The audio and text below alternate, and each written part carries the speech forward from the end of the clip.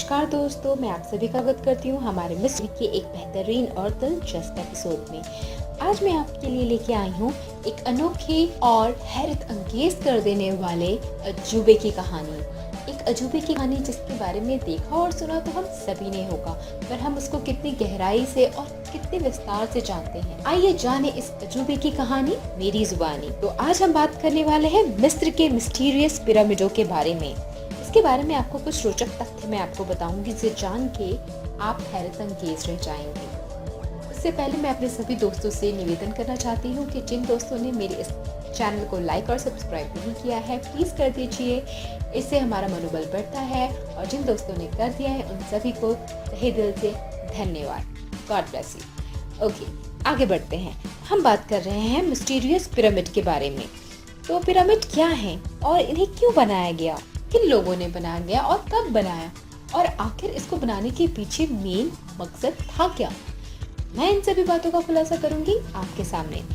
इन खुलासों के करने से पहले मैं आपको एक बहुत महत्वपूर्ण बात बताना चाहती हूँ कि मिस्रों के पिरामिडों का निर्माण तत्कालीन राजाओं के शवों को दफनाने के लिए किया गया था। उन राजाओं के शवों को पिरामिड में दफनाते समय खाने पीने की चीजें तो रखी ही जाती थी, उनके साथ साथ उनके पहनने वाले कपड़े, गहने, बर्तन, हथियार भी साथ ही दफनाए जाते थे। इतना ही नहीं, बात तो तब बहुत आश्चर्यचकित कर देती है जब आपको ये पता चलेगा कि उन राजाओं के साथ उनके जरूरत के सामानों के अलावा उनके पर्सनल सेवक और सेविकाओं को भी दफनाया जाता था।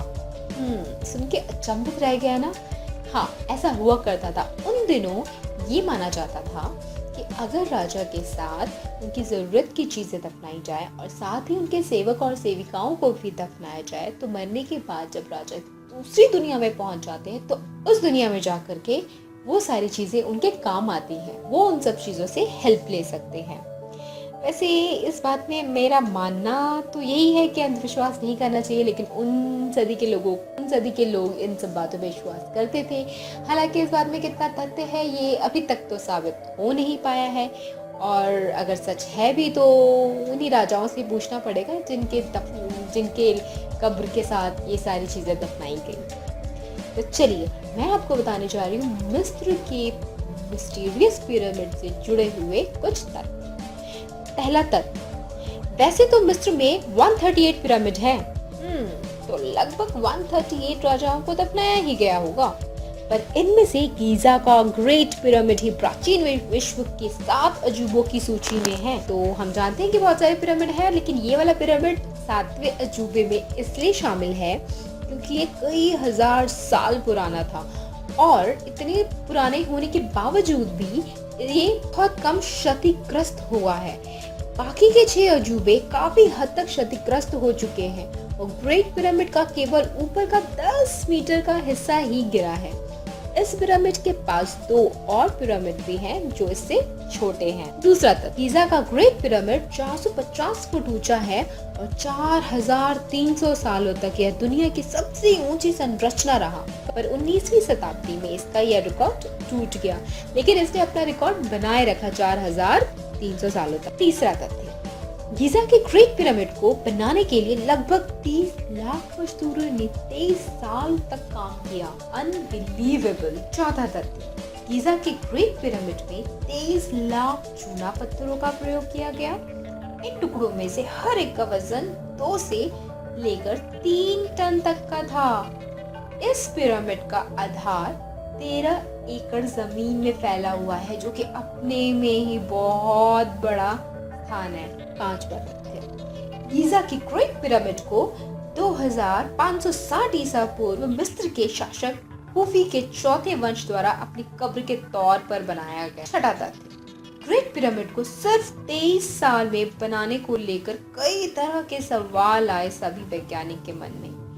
एक पिरामिड वैज्ञानिक ने गणना करके हिसाब लगाया। ध्यान से सुनिए उसने क्या हिसाब लगाया, कहीं आप चक्कर खा के ना गिर जाएं। यह केवल 23 वर्षों में बना है, तो कई हजार मजदूरों को साल के 365 दिनों में हर दिन कम से कम 10 घंटे काम करना पड़ा होगा। 1 घंटे में 30 टुकड़ों को रखना हुआ होगा, लेकिन क्या 1 घंटे में 2 से लेकर 30 टन तक के 30 टुकड़ों को रखना संभव था? Question mark. सोचिए सोचिए और मुझे कमेंट करके ज़रूर बताइएगा। सातवां, क्या आप जानते हैं इन पिरामिडों को बनाने की तकनीक के बारे में अब तक कुछ भी नहीं पता लग पाया है। हमारे सारे इंजीनियर, सारे साइंटिस्ट क्लूलेस हैं। वैज्ञानिक कई सालों से इस बात को जानने में लगे हैं कि हुआ क्या, ये कैसे बना, कैसे हुआ, लेकिन उनको अभी तक कोई सफलता नहीं मिली।